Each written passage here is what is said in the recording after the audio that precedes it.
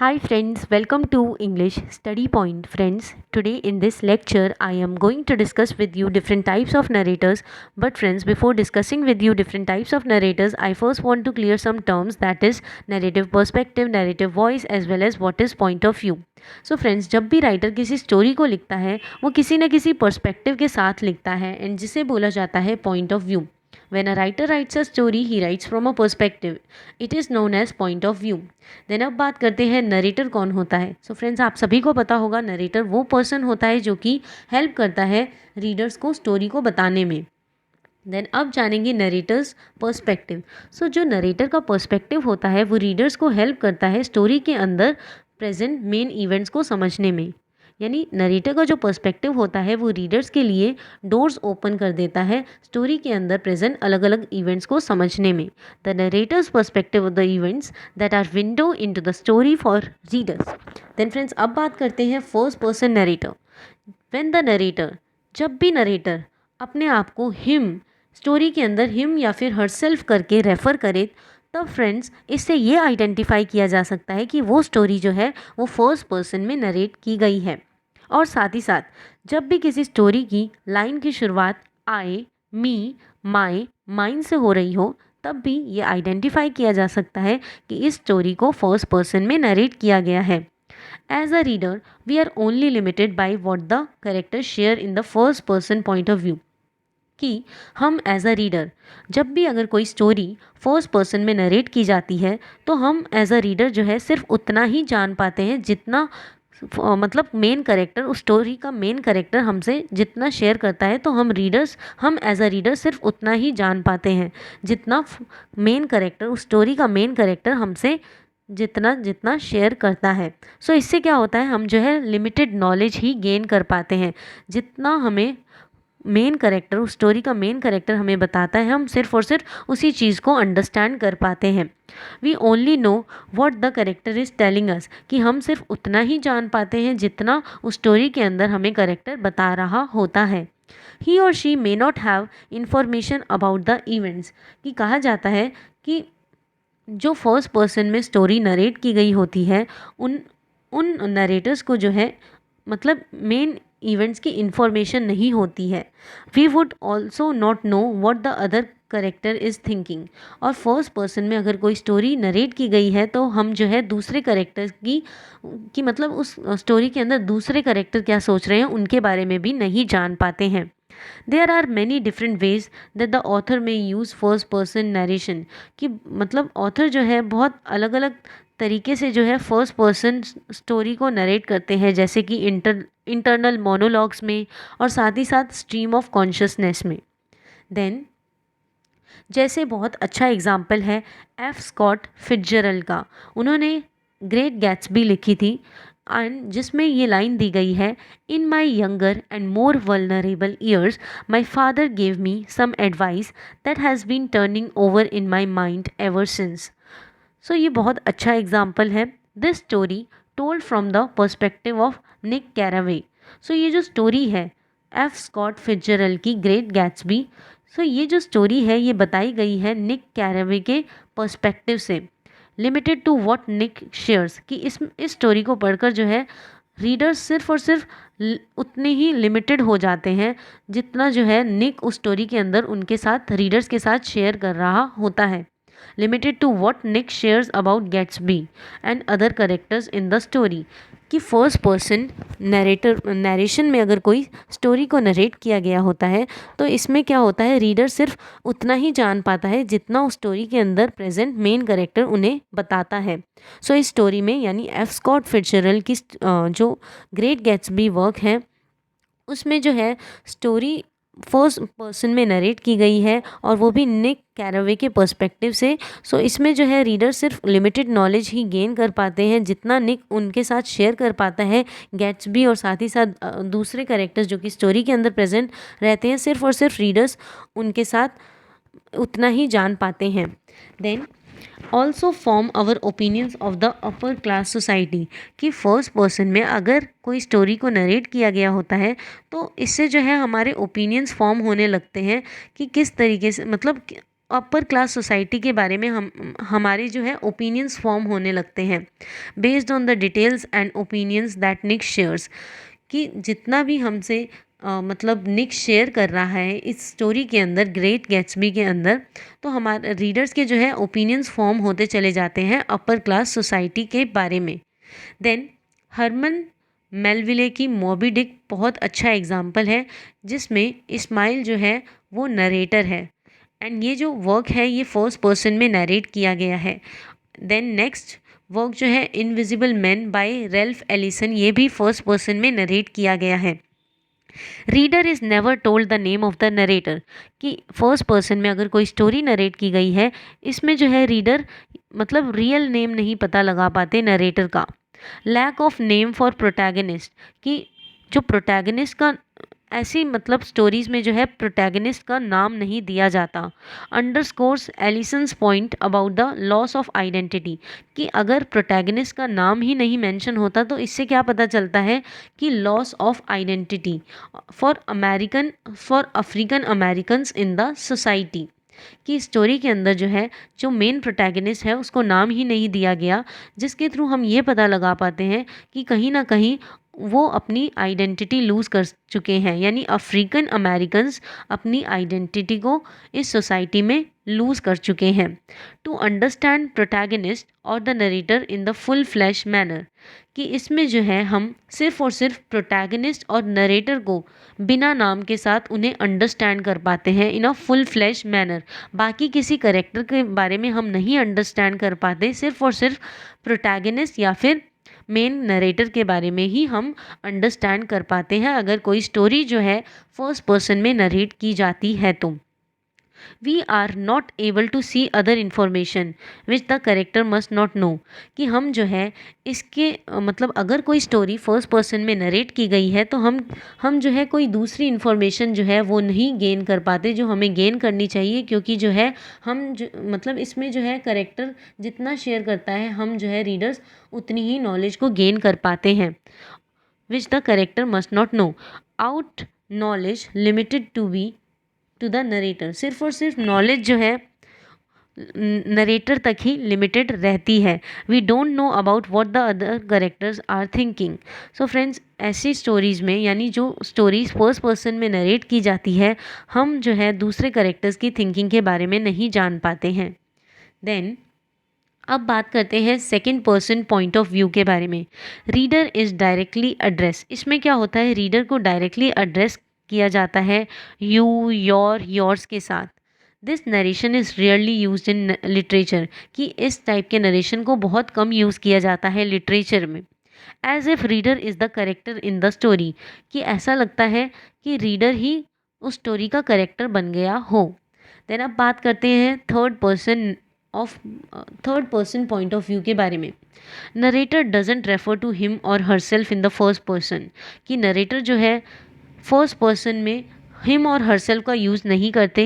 He is not addressing the reader in the second person, और ना ही वो जो है रीडर को मतलब इस अगर स्टोरी जो है third person point of view से लिखी जाती है तो रीडर्स को भी एड्रेस नहीं किया जाता है। He is not addressing the reader in the second person. Then we get an observer's perspective, इसमें क्या होता है ऐसी अगर जो stories third person of point of view के साथ लिखी जाती है इसमें जो है सिर्फ और सिर्फ हम ऑब्जर्वर के पर्सपेक्टिव को जान पाते हैं, जैसे she, he, her, his, their, where's. So वो लाइंस जो है ऐसे शुरू होती है she, he, her, his, their, where, more like a camera recording events, कि इसमें जो है ऑब्जर्वर के पर्सपेक्टिव को जो है समझा जाता है तो ऐसा लगता है कि हम जो है कैमरा से इवेंट्स को रिकॉर्ड कर रहे हों। A person who is not there in the story but is recording everything, कि पर्सन वो इंसान जो है स्टोरी के अंदर प्रेजेंट नहीं है बट फिर भी वो सब कुछ रिकॉर्ड कर रहा है।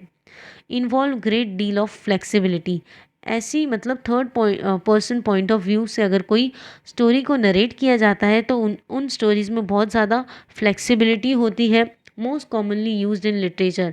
और इन्हें जो है third person point of view को जो है सबसे ज़्यादा लिटरेचर में यूज़ किया जाता है because we can understand other characters point of view. हम जो है इनके थ्रू दूसरे करेक्टर्स के पॉइंट ऑफ व्यू को भी समझ पाते हैं।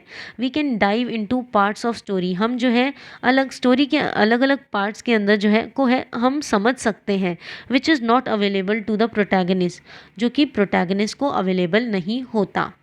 देन जैसे बहुत अच्छा एग्जाम्पल है जेन ऑस्टिन की प्राइड एंड प्रेजुडिस। सो उसमें एक लाइन है जो कि बहुत फेमस है, it is a truth universally acknowledge that a single man in possession of a good fortune must be in want of a wife. ये बहुत अच्छा एग्जाम्पल है। Then biographical work written in third person, please remember this, जितना भी biographical work होता है वो third person point of view में लिखा जाता है। और third person point of view में अगर स्टोरी लिखी जाती है तो उन स्टोरीज़ में जो है दूसरों की स्टोरीज़ के बारे में बताया जाता है, telling someone else story. Then अब बात करते हैं ओमनीसिएंट नरेटर के बारे में। Takes in everything from all the angles, की इसमें जो है सब कुछ जो है कवर किया जाता है। A narrator who can see from gods, कि जो नरेटर ऐसे मतलब वर्क्स में प्रेजेंट रहते हैं, ओमनीसिएंट नरेटर अगर प्रेजेंट रहते हैं वो सब कुछ देख सकते हैं। Seeing from god's eye view at the story. Narrator has some psychic powers, कि नरेटर के ओमनीसिएंट नरेटर में जो है कुछ ना कुछ साइकी पावर्स होती है। डाइव इनटू द थॉट्स, इसमें क्या होता है हम जो है थॉट्स में मतलब उलझे रहते हैं, और साथ ही साथ फीलिंग्स ऑफ एवरी करेक्टर, कि हम जो है अगर स्टोरी ओमनीसिएंट मतलब जिस स्टोरी का नरेटर ओमनीसिएंट हो उन स्टोरीज़ में जो है हम हर करेक्टर के बारे में जान सकते हैं, उन स्टोरी के अंदर प्रेजेंट हर एक करेक्टर के थॉट्स और फीलिंग्स को समझ सकते हैं। Then get into the minds of all the characters, कि ऐसे जब भी कोई स्टोरी ओमनीसिएंट हो यानी उस स्टोरी का नरेटर ओमनीसिएंट हो तो हम जो है हर एक करेक्टर के अंदर के माइंड्स और थॉट्स और फीलिंग्स को समझ पाते हैं। From Jane Austen to Charles Dickens, he is able to see everywhere at once, कि वो जो है हर एक जगह पर देख सकता है एक ही बार में। Whatever is going there in the story, कि कोई भी स्टोरी में कुछ भी चल रहा हो वो नरेटर जो है सब कुछ देख सकता है, क्योंकि उसकी जो आई होती है वो बिल्कुल गॉड की तरह होती है। He see person who is trying to hide something, so ऐसे नरेटर जो है उस चीज़ को भी देख सकते हैं जो पर्सन कुछ ना कुछ छुपाने की कोशिश कर रहा हो, trying to find the hidden meaning, और साथ ही साथ जो है वो नरेटर मतलब हिडन मीनिंग को भी फाइंड आउट कर सकता है। He is more like a third person, और वो जो है थर्ड पर्सन की तरह होता है। इन जेन ऑस्टन, कि जेन ऑस्टन का वर्क जो है Persuasion, narrator describe most scenes from the point of view of Anne Elliot, कि नरेटर उसमें जो जेन ऑस्टन का वर्क है परसुएशन, उसमें नरेटर जो है बहुत सारे सीन्स को जो है एनी इलियट के पॉइंट ऑफ व्यू से दिखाने की कोशिश कर रहा है। He can tell what is happening in the absence of the main character, कि एनी इलियट जो है वो चीज़ भी बता सकता है कि क्या हुआ जब मेन करेक्टर एब्सेंट था, बिकॉज वो एक तरीके का ओमनीसिएंट नरेटर था। देन अब हम बात करते हैं लिमिटेड नरेटर के बारे में। सो लिमिटेड नरेटर का जो है स्पेसिफिक पर्सपेक्टिव होता है, सिर्फ और सिर्फ single specific perspective, only view a part of the story, कि सिर्फ और सिर्फ जो है स्टोरी का पार्ट जो है हम समझ पाते हैं from a specific angle. The narrator shares only one, कि नरेटर जो है सिर्फ और सिर्फ मतलब एक इंसिडेंट को ही शेयर कर पाता है, वन करेक्टर्स थॉट्स, की ऐसी स्टोरी जो story limited narrator point of view से लिखी जाती है उसमें सिर्फ और सिर्फ हम एक ही करेक्टर के थॉट को मतलब समझ पाते हैं। And doesn't discuss the actions of other characters, कि इसमें हम जो है दूसरे करेक्टर की थॉट्स और फीलिंग्स को नहीं समझ पाते when they are not interacting with that one character, क्योंकि इस ऐसे मतलब ऐसी स्टोरी जो होती है इनमें जो है करेक्टर्स एक दूसरे से इंटरैक्ट नहीं करते। What is happening in one characters mind, कि ऐसी स्टोरीज़ में ये बताया जाता है कि क्या चल रहा है एक करेक्टर के माइंड में। Narrator's ability to tell about thoughts and feelings is limited, कि इसमें जो है नरेटर की एबिलिटी जो थॉट्स और फीलिंग्स होते हैं वो लिमिटेड होते हैं सिर्फ और सिर्फ वन करेक्टर तक, like a first person narrator, और ये सिमिलर है फर्स्ट पर्सन नरेटर की तरह। इन सम केस, कुछ केसेस में third person is limited narrator as well. Please remember this कि कुछ केसेस में थर्ड पर्सन नरेटर भी लिमिटेड होता है। देन अब बात करते हैं अनरिलायबल नरेटर के बारे में। जो अनरिलायबल नरेटर होता है, when you experiences are going to affect your judgement, कि जब जो भी आपके एक्सपीरियंसेस होते हैं वो आपकी जजमेंट को मतलब अफेक्ट कर रहे होते हैं। Who may or may not be telling the truth to the readers about the whole story. ये जो अनरिलायबल नरेटर होते हैं ये रीडर्स को पूरा सच नहीं बताते हैं। A character who is telling of the story which is not completely accurate, कि इसमें करेक्टर जो है स्टोरी को बताता है और उस स्टोरी को बताता है वो जो कि बिल्कुल कम्प्लीटली एक्यूरेट नहीं होती है।